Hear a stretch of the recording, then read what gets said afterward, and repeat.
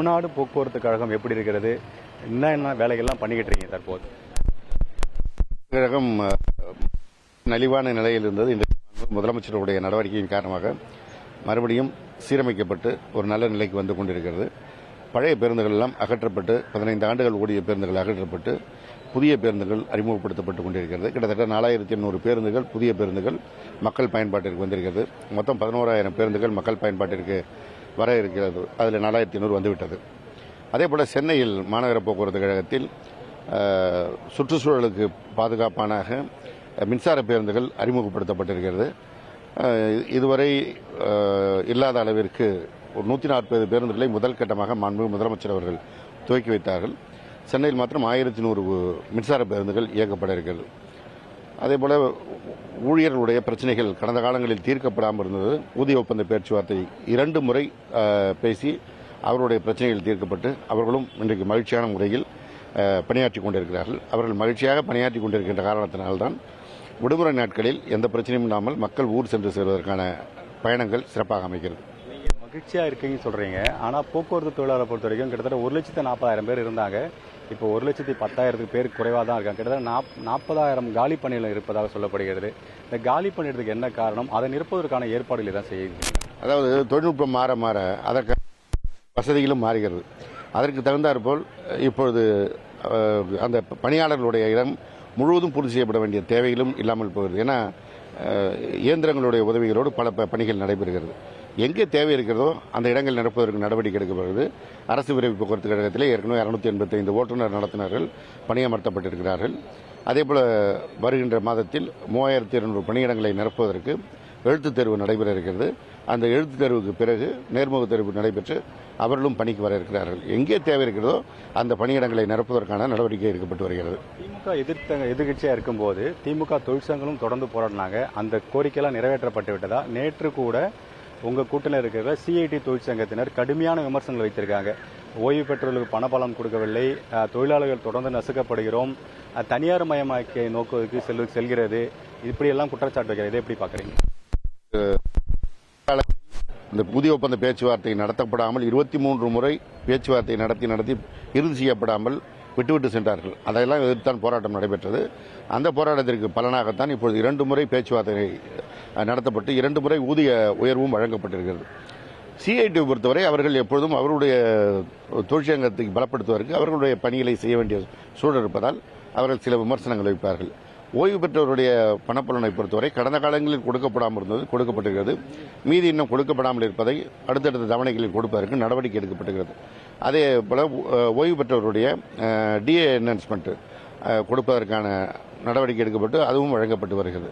எனவே ஒவ்வொன்றும் மிகுந்த நலிவான நிலையில் இருக்கின்ற இந்த துறைக்கு பொருளாதார நெருக்கடி இருந்தாலும் அரசினுடைய நிதியை மாண்பு முதலமைச்சர் அவர்கள் வழங்குகின்ற காரணத்தினால் பல பிரச்சனைகள் தீர்க்கப்படுகிறது. அதேபோல மகளிர் விடியல் பயணம் என்கின்ற திட்டம் ஒரு மகத்தான வெற்றியை பெற்றிருக்கிறது. பெரிய அளவில் மக்கள் பயன்பெறுகிறார்கள். அந்த திட்டத்தின் காரணமாக இந்த துறையும் தொடர் நல்ல வருமானம் பெற்று வருகின்ற காரணத்தினால் மாதம் முதல் தேதியில் சம்பளம் வழங்குகின்ற அந்த வாய்ப்பு கடந்த காலங்களில் இல்லாது இப்பொழுது நடைபெற்று வருகிறது.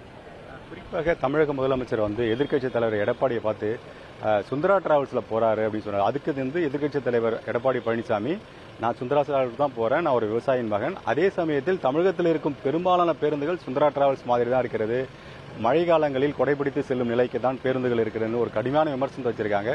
உண்மையிலேயே அந்த மாதிரி நிலைமை தான் இருக்குதா தமிழகத்தில்? சொல்றேங்க, மாண்புமிகு எடப்பாடி பழனிசாமி அவர்களுக்கு யதார்த்த வாழ்க்கை தெரியாமல் இருக்கிறார்.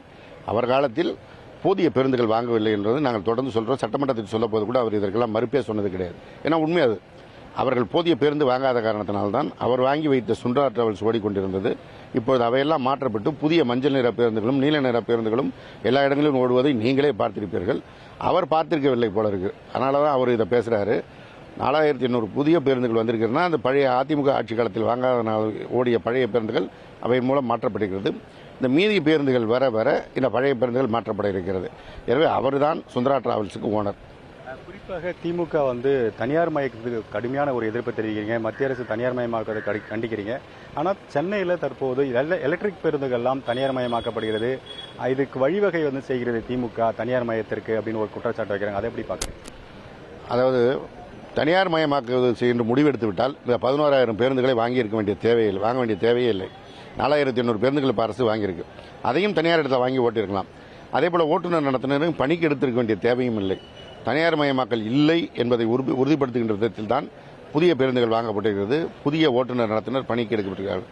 மின்சார பேருந்தை பொறுத்தவரை அது விலை கூடுதலான பேருந்து. ஒரு டீசல் பேருந்து 42 லட்சம் ரூபாய்னா மின்சார பேருந்து கிட்டத்தட்ட 1,80 லட்சம் ரூபாய் மதிப்பானது. அதை பராமரிப்பதற்கு நம்மிடத்தில் இருப்பதெல்லாம் டீசல் மெக்கானிக், அதை பராமரிப்பதற்கு தேவையானவங்க எலக்ட்ரிக் பேருந்துக்கானவங்க. அதனால் ஒரு சிறு தவறு நடந்தாலும் மிகப்பெரிய நஷ்டம் அரசுக்கு ஏற்படும்.